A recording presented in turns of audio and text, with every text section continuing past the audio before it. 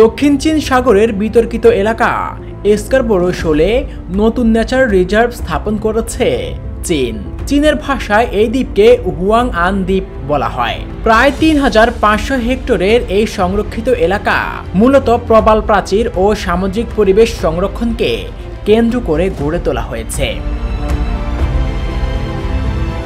Philippine, যা এই দ্বীপকে বেহদে মাসিনলোক নামে ডাকে, চীনের এই সিদ্ধান্তকে অবৈধ এবং মানবাধিকার লঙ্ঘন হিসেবে আখ্যায়িত করেছে।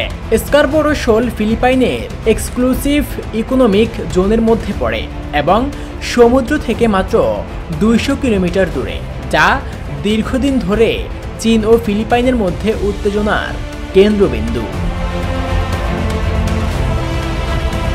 চীন দাবি করছে নেচার রিজার্ভ স্থাপন করা জরুরি, যাতে প্রাকৃতিক পরিবেশ বৈচিত্র্য ও স্থায়িত্ব নিশ্চিত করা যায়।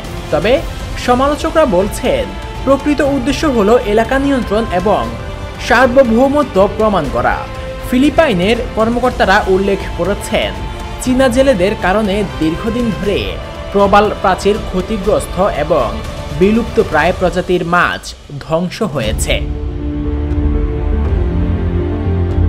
রিজার্ভের কোর জোনে সব ধরনের নির্মাণ নিষিদ্ধ।